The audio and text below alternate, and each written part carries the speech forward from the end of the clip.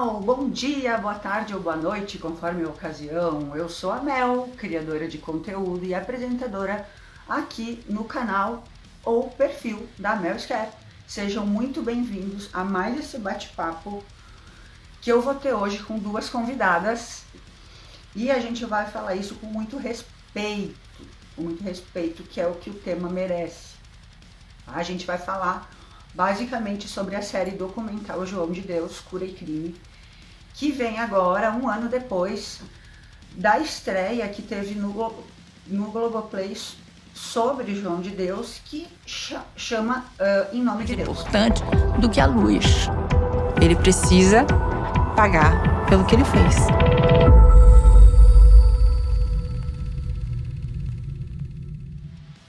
Para participar dessa live, então, eu chamei duas queridas e importantes pessoas que eu acho que iriam fazer toda a diferença nessa live aqui pelo tema. A Lua Cher, que é a criadora de conteúdo da página dela mesma, Lua Cher, e da página e do canal no YouTube Porão do Terror. A minha outra convidada é a Juju Dalprá. Ela é mãe do Ângelo, mãe dos gêmeos Beatriz e Gustavo e da princesinha Júlia. A Juju é um bandista, além de ser a nave mãe, e essa é só para quem sabe. Ela é nossa nave mãe, né, Juju? Bom, então agora eu vou chamar elas. Eu não sou médico, eu sou um médium. Já vi milhares com problemas de câncer, doenças terminais, que na primeira intervenção já recebi. Oi, Voltou. Tá, então ele recebeu esse jesuíta. Em 1978 esse cara foi preso, tá? O João de Deus foi preso numa fronteira por transportar aquele produto químico que eu havia falado antes, né? Uhum. Então a gente vai falar hoje de um homem que cometeu diversos crimes. Hoje ele é considerado talvez um dos maiores criminosos, como eu já falei, e não foi preso só uma vez e nem só por abusar sexualmente de quase 500 mulheres. Eu acho que eu acho bizarro, né? Porque tudo isso foi apoiado por poder, por ganância, por dinheiro, por fama, né? Por prazer carnal e por doença mental também, eu acho. Mau caratismo, sei lá. Então, gurias, eu quero conversar com vocês e eu vou fazer uma pergunta primeiro para cada uma e a gente vai debater sobre a pergunta, beleza? Vou perguntar para a Juju. Juju, eu sei que tu conhece bem a história desse cara, tá? E eu queria tu, como uma pessoa extremamente sensível que tu é, espiritualizada que tu é, que tem todos os teus mentores e guias que tu tem. Tu acha que o João Teixeira de Faria, ele era um médium de verdade? Ou um bandido charlatão? Ou tu acha que Deus, daí vamos já botar uma outra pergunta no meio, aqui, tu acha que Deus concederia uma graça de curar para alguém desse tipo? Mas o tanto que existe de luz e de fenômeno, existe a sombra também. Eu vou realmente falar, mas primeiramente eu quero dizer que eu estou falando em meu nome, eu não falo em nome de nenhum bandista, eu não falo em nome de nenhuma pessoa de religião, de fé, enfim, de nada. Eu estou falando por mim e pelo que eu entendo. E eu entendo assim, é possível sim que ele tivesse, porque eu acredito que no início, quando existe uma pureza ainda dentro do ser humano, ele conquiste a chance, a oportunidade de trabalhar pelo bem, para o bem, com o bem e fazer o bem para o próximo. E quando se fala em João em que sentido? De Deus, eu não sei, porque para mim são vários deuses, então não consigo colocar ele num quadradinho e acreditar que ele seja tudo isso, assim. Ele é um médium, sim, um médium muito capacitado, porém que se perdeu nos vanglórios da existência humana, se perdeu na parte da vaidade, do egocentrismo, do egoísmo, da maldade, da prevaricação. Vou usar palavras da Bíblia, talvez, porque eu não escolho religião, eu escolho palavras, eu adoro palavras. Adoro. Eu acredito que ele, sim, tenha o dom, mas é a mesma coisa que um cara que sabe muito desenhar, porém ele prefere fazer cópias de trabalhos de outros e vender. Então, tu tem as opções. A escolha é individual e ela também tem mudança. Porque o que acontece? Eu acredito nas curas, plenamente acredito nas curas, e acho até um desserviço vir aqui e falar que não. Acho que é um desserviço que vai contra o que eu creio. Por quê? Porque eu sou testemunha de curas através de energia, de espiritualidade, de apometria e outros métodos, e de passes e etc e tal. Então acredito nessas coisas, não posso negar que o que ele fez tenha surtido efeito, sim, nessas pessoas que foram curadas, mas também não duvido de nenhuma pessoa que se considere vítima dele. E sim, desde a primeira que alegou que sofreu o assédio, o abuso, deveria ter sido ouvida, sim. Eu acho que quem falha não é o médium e a mediunidade, o espiritual. Quem falha é a justiça, como sempre. Quem falha é o ser humano, como sempre. E quando as coisas vão muito bem, é coisa de Deus. E quando dão errado, é porque o cara era do diabo. Sabe, são coisas que para mim não é muito difícil de juntar. O que foi cura, o que foi crime. E esse específico documentário, ele deixa para mim bem exposto os dois lados, assim.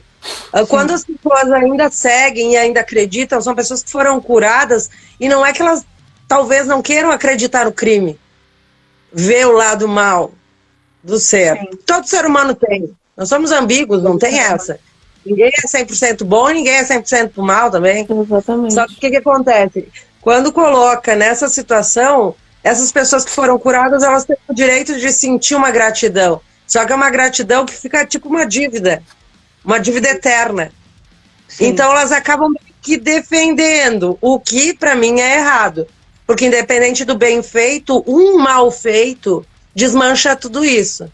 Porque ele não é um, ele é muitos. O que tem de João de Deus por aí, velho. Ele nunca trabalhou. Ele chegou em Abadiânia, ele já sabia o que ele queria. Para ele era uma terra fértil, né? As pessoas pagavam um salário mínimo. Todas as pessoas que moravam em Abadiânia pagavam um salário mínimo para poder estar vivendo ali, né? Então é uma bênção e é um inferno ao mesmo tempo. Foi uma bênção para essas pessoas. Eu acho que essas pessoas, tanto quanto as vítimas, elas não têm culpa. No documentário da Netflix, inclusive, começa com uma moça muito simples, com uma doença seríssima, e assim, desencaminhada, assim, não vai viver. O médico falou para ela que ela ia morrer, e ela foi no João, o João operou ela, e ela melhorou, e ela foi servir ele. Então aconteceu muito isso. As pessoas comuns, simples, iam para a corrente, né? Iam para a corrente, e essa coisa da luz e das trevas, teve uma senhorinha que falou, vocês se lembram da senhorinha americana? Que ela fala que o marido veio fazer uma cirurgia no coração. Cara, ele abriu aqui assim, e fechou, e o cara melhorou. E aí, a partir disso, essa mulher foi estudar muito sobrenatural, muito sobre espiritualidade. E ela disse que todo mundo tem um lado negro, um lado de escuridão e de luz. E ele, como a maioria dos sacerdotes se perdem, vão para a escuridão, porque assim, ó... Colaborar. Porque se você não colaborar, sua mãe vai morrer. E você vai ser responsável, porque você pode curar a sua mãe. Esse lugar não é um lugar de cura. O que é uma coisa ruim pode virar um milagre, né? Por exemplo, que nem a Páscoa, né? Agora tá. De um evento ruim se transforma um milagre, né? Ou uma coisa boa. Então eu acho que ele fez as duas coisas. Mas pesquisando bastante, gurias, muita gente foi enganada, muita gente foi abusada. Ele abusava no passe. Na hora do passe geral, ele abusava. Ele abusava na salinha, né, separado. Ele passava a mão nas mulheres e mexia, dizia assim, o teu pai tem um tumor. Escutei uma hoje, cara, eu juro, eu chorei com a mulher, eu falei, eu tenho que parar, eu não sei se eu não vou chorar nessa live. Sabe, um depoimento dela dizendo que ele pediu para ela ir 21 vezes lá, 21 vezes, porque ela ia salvar o pai dela. Porque se ela não fosse as 21 vezes lá, o pai dela não ia se curar, porque o pai dela precisava da energia sexual dela para se curar. Uhum. E aí, então, para não ficar assim a mesma coisa, né, Juju? Eu e a Juju aqui, a gente está tendo aqui um contato mental, uma osmose, porque a gente teve uma experiência, né? Uhum. A gente teve uma experiência sobre como ser uma vítima, como é que é uma vítima de abuso de um sacerdote. Quando eu falo sacerdote, pode ser pai de santo, padre, pastor,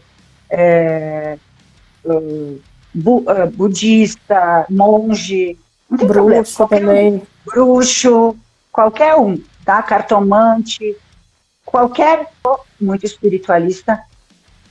Eu vou dizer para vocês que eu parei de ir para Umbanda porque eu tive uma decepção extremamente grande. Como eu falei para vocês, quando acontece um abuso numa casa espírita ou numa casa de Umbanda, Quimbanda, ou seja, igreja, não te rouba só a tua fé, do tipo assim, cara, depois eu nunca mais acreditei em nada, sabe? Tudo para mim era, isso aí não pode ser. Parece que ficou tão banal as pessoas numa corrente, todo mundo trabalhando e recebendo espírito. Como assim? Como assim que meu pai Oxalá pede para eu tirar minha guia e ficar nua na frente do pai de santo? Não existe isso. Entendeu? Como é que o meu pai Oxalá vai falar para eu ser tocada, para alguém tocar em mim? Não existe, entendeu? Só que quando tu vai, tu fica paralisado, fica assim, ó. Uhum. Precisa voltar 5 vezes. 5 vezes tem que voltar. E aí eu tenho a minha amiga Juju, né? Na terceira eu cheguei para ela e disse, o que eu faço? Ela falou, o que nós vamos fazer? Eu nunca mais botei o pé naquela casa.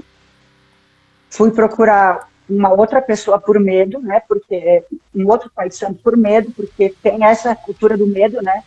E o pai de santo vai te botar uma macumba, uma praga, vai te fazer um tempo, né? Então a gente acaba, porque quando tu procura, tu tá muito sensível, tu tá muito afetado, tu tá tipo um cristal, assim, ó. A pergunta ela é muito complexa, porque assim, a gente já vem de uma sociedade patriarcal. Infeliz, né? Tipo, já tá estruturada há muitos anos e tudo mais. Por ser uma sociedade patriarcal, a gente desde pequena, a mulher, pelo menos, desde pequena, ela é educada a cuidado com o que você vai vestir, cuidado com o que você vai falar, cuidado com não sei o que, não sei o que, não sei o que lá. Então você já cresce cheia de pudor. Aí já começa aí. Se o cara deu em cima, é a culpa da mulher. Você já cresce com tudo isso. Aí você escuta falar de um João de Deus, que tá fazendo um monte de milagre. Aí você vai lá, você realmente vê que o cara faz muitos milagres, né, que nem a Ju falou. Aí, por exemplo, aí você vai lá porque ele faz uma chantagem emocional em você e você acaba sofrendo disso. Aí você não fala com medo do que as pessoas vão achar, com medo do tipo assim, se você chegar numa delegacia só vai ter um monte de cara, ele realmente vai falar, mas por que você voltou? Então tem a culpa, tem a chantagem psicológica, tem a chantagem lá, o negócio sexual envolvido também. Aí você se sente culpada porque você tá indo lá buscar cura por um familiar, para você mesma em si. Você fica com medo do que o cara pode fazer, porque ele tá ligado ao espiritual e também porque ele é perigoso em outras formas, né? Isso só falando do João de Deus, tem outras vertentes aí também. Então, muitas vezes a mulher acaba demorando para falar, porque a gente já vem de uma sociedade machista que desde pequena ensina a menina porque ela tem que ser recatada do lar, porque ela não pode vestir shorts perto de homem, porque ela não pode sair à noite sozinha, porque ela não pode fazer isso, não pode fazer aquilo, porque se ela beber numa balada, ela tá pedindo. Então, e agora as mulheres, elas estão, né, tipo, acho que de uns anos pra cá, elas estão realmente entendendo essa necessidade, tipo, de falar, de ir atrás, mas antes, há muitos anos, tipo, anos 70, 60, 80, não tinha isso, era vergonhoso demais. Por isso que agora a gente vê muita mulher que sofreu abuso lá 20 anos atrás falando agora, porque tem outras dando voz. Se não fosse aquela primeira vítima do João de Deus e na mídia, provavelmente... Tipo, ia estar acontecendo ainda, porque foi por causa da primeira que veio a segunda, a terceira, a quarta, porque quando uma mulher fala, as outras se sentem ouvidas, se sentem representadas, entendeu? É muito complicado isso, é muito complexo. Ele gerava muito medo nas pessoas, eu acho que porque ele tinha os capangas, e acontecia que todo mundo tinha que assinar um negócio lá, um termo, que não tinha validade nenhuma, mas dizendo o seguinte, qualquer coisa que acontecesse durante uma cirurgia, a responsabilidade não era do médium. Exato. Da pessoa que se submeteu àquela cirurgia e que o corpo da pessoa não poderia retornar ao país ou à cidade tinha que ser enterrado ali. Então hoje, agora, a polícia está achando ossada por aí, além de maletas, malas e malas de dinheiro. Gurias, 2 dias antes dele ser preso, ele levantou 35 milhões de reais. Um lugar de cura. Esse lugar tá corrompido. O João de Deus não é de Deus. Assassinatos, extorsões e ameaças. Havia um controle que passava dos portões da casa do Inácio, né? Estamos mexendo com... Eu acho que a internet aqui na Serra é uma porcaria. E também acho, por exemplo, que, sim, toda vez que a gente vai falar de um assunto que envolve energias e que a gente vai de alguma forma ou apontar ou defender, alguma coisa acontece. Isso para mim é fato. Eu acho interessante. Para mim não tem problema nenhum, porque eu posso falar hoje, eu posso falar amanhã, eles vão ter que ter tempo também para me calar. Eu não tenho problema nenhum em falar toda hora. E quanto ao que tu estava falando, só para terminar, né? Quanto ao aquele senhorzinho, eu não me lembro, eu acho que ele era americano, inglês, não sei. É o australiano, não é? Australiano, eu acho que é australiano, tadinho. Ele confessou. Ele veio de uma dinheiro. Aquele que veio de... O que veio morar em Abadiânia. Isso, é um australiano. Isso. Então, eu sou o tipo de pessoa, vou falar por mim, eu sou o tipo de pessoa que quando eu sinto o cheiro da maldade, aí eu fico perto que eu quero ver até onde vai. É a minha... E aí o que acontece? Aí não é porque estão apoiando um erro, não, é porque temos sim, antes de qualquer coisa, que respeitar o fato de que, assim, os caras têm poder, mas só tem uma coisa, tem mais poder que os caras, muitos caras, entendeu? É uma coisa que é minha, isso é da minha natureza, eu sou desse jeito e eu penso assim, enquanto um fica calado, tudo bem, enquanto 2 ficam calados, tudo bem, Aí quando pega um que sabe de tudo e tem o apoio de mais milhares, aí quem é que cala? É necessário em todas as situações, em todas as casas, em todas as religiões. E como eu falei no início, eu não estou representando a Umbanda, não estou representando nenhuma religião em específico. Eu falo por mim e não tenho o direito de falar por outras pessoas. Eu falo e falo bem tranquila, assim, de que esses caras que fazem isso, eu falo caras porque é o mais comum, mas acontecem com mulheres também. Com mulheres sacerdotisas, etc e tal. Sim. Acontece, pô, a gente tem exemplos aí, né, na mídia, né, e fora da mídia também. O que acontece? A pessoa chega no momento de sofrimento, a pessoa chega fragilizada. E no nosso caso, Memê, 2 colonas que não entendem nada de nada. Eu vi um comentário ali sobre alguém que considera o fato de quando tem mais abuso por relação ao racismo. Sim, a gente sabe muito bem como é que funciona, a gente observa, a gente só não fala porque não é nosso lugar de falar. Mas agora a parte que nos toca. A parte que nos toca é nós, provincianas, colonizadas, extremamente catolizadas, à força, bonitinha, coroinha, comunhão, crisma e tudo mais. A gente chega num lugar onde a gente encontra o nosso chão, onde aquele lugar representa uma coisa que a gente nunca sentiu antes, que era a fé. Porque, honestamente, com todo respeito a quem acredita, eu nunca senti, não pode falar, eu acho, a palavra, nada na igreja. Mas vocês sabem que eu ia falar. Então, nada, ainda bem.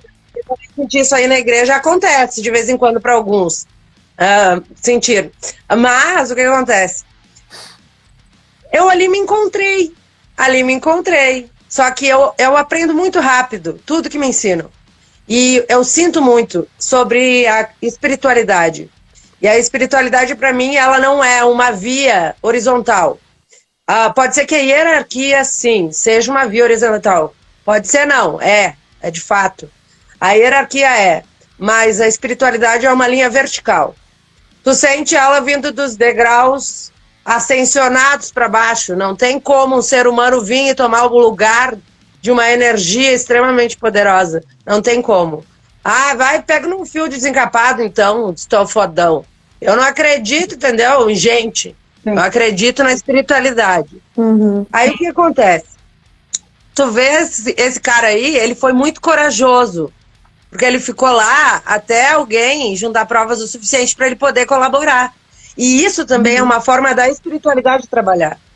O João foi abençoado com isso, como se fosse uma chance, uma oportunidade dele rever os erros já cometidos antes, dele ter uma nova oportunidade de se tornar um ser melhor, de ajudar as pessoas, de, sabe, se limpar. Mas ele acabou crescendo o olho, como a gente fala por aqui, né?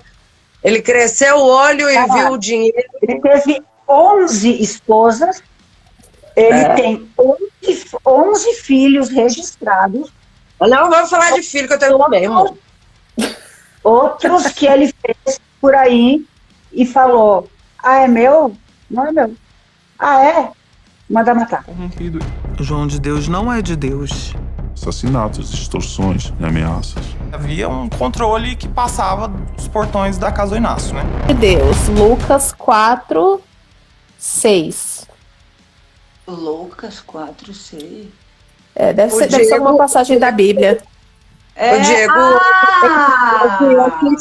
ele assistia antes do Gabriel. Ai, como tu é amado. Olha, tu fez uma super colocação para uma live dessas. Fez uma piadinha com um salmo, é isso? Ai, como tu é gracioso. Eu não sei se mas eu acho que deve ser maldito o homem que confia no homem. Eu não sei, eu chutei. Tu sabe que outro dia eu tava numa live e os caras me mandaram ir lavar louça. Sério? Ai, eu tava falando sobre algum filme. eu tava falando sobre alguma série que eu tinha assistido sobre abuso sexual e tal. Acho que era Bom Dia Verônica, sei lá. E aí eu fui fazer uma live e o cara mandou eu ir lavar a louça, mas ele escreveu um texto assim, ó. Ele sabe escrever. É bonito, né? Alfabetizado. Olha, todos são muito bem-vindos ao perfil da Mel Scare, ao canal da Mel Scare, ao perfil da Luana, ao canal do Porão do Terror, ao perfil da Juju, pessoas que a gente acha que pensam, raciocinam, né? Eu, quem Bolsonaro, não. Fora... Isso, fora Bozo. Fora Bozo. Também, tá? E se não quiserem gostar, não goste. É isso aí. Vem contra pra ver aqui, ó. Nós estamos aqui só na vela. 4.6, olha aqui, ó.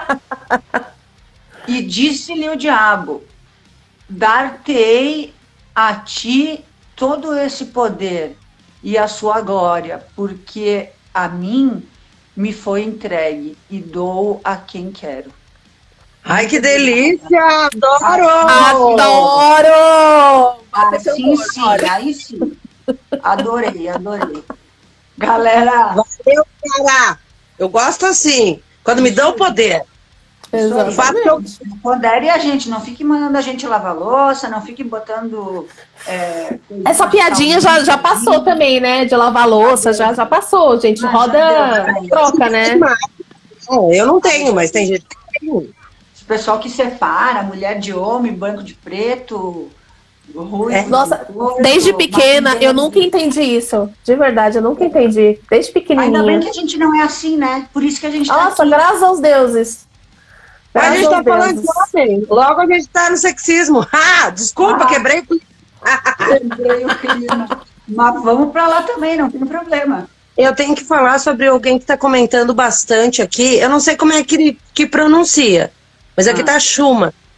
E deixou bastante dicas de olhar as mulheres ao redor, perceber alguma mudança, oferecer ajuda, se mostrar solícito, ter considerações, assim, de perceber também um pouquinho de sensibilidade para perceber que aquela pessoa tá estranha, ou tá chorosa, ou tá, enfim, né? E, tipo, aconteceu alguma coisa, posso te ajudar? Eu sei que isso parece intromissão, mas não é. Muitas vezes a pessoa precisa de ajuda, mas não consegue pedir. Então, às vezes, a gente pode impedir que essa pessoa sofra apenas ouvindo, para poder ajudar. Ou indicando os números que tem, né? O 180, 180, para pessoas que sofrem abusos dentro da religião também, dentro das religiões, dentro da fé. O 180 vale também. Liga lá e denuncia. Não precisa dizer teu nome, só diz que o caso aconteceu, explica toda a situação e como tu deve lidar com isso. Eu acho que é um serviço que a gente está prestando, falando dessa coisa toda, e eu agradeço por ter me dado tanto espaço para falar tanto. Algumas besteiras, mas coisas boas. Foi ótimo, tu falou muito sobre o serviço e o desserviço, né? Porque o que o João faz é um desserviço para gente que precisa da fé.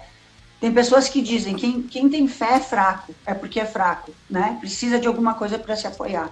Pois bem, eu sou uma pessoa que eu preciso disso. Eu preciso, principalmente depois que eu comecei a falar, faz 1 ano e 4 meses de terror, os bagulhos, eles são pesados. Então, eu tô toda hora aqui na limpeza, na coisa, na energização, na terra coisa, no canta ponto. Eu não consegui mais voltar de verdade para Umbanda. Mas eu sei quem está perto de mim. Eu aprendi muito com a Juliana isso, né? E tu acabou de falar, Luana, que tu não precisa ir para a igreja nenhuma para te espiritualizar. Tu mesmo pode te espiritualizar, tu mesmo pode fazer a tua oração, a tua meditação, uma yoga 10 minutos, né? Acender um incenso, um palo santo, ler uma coisinha, sabe?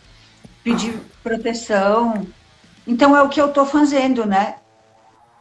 Minha guru... Tá certíssima, tá certíssima. Mãe, agora vocês sabem que ela é nave mãe, porque ela é a minha... Quando eu preciso de qualquer coisa, é para ela que eu corro. Galera, beijo para vocês que participaram, ficaram até o final. E beijo para vocês. ETs. Beijo. Beijos. Lifelong and prosper.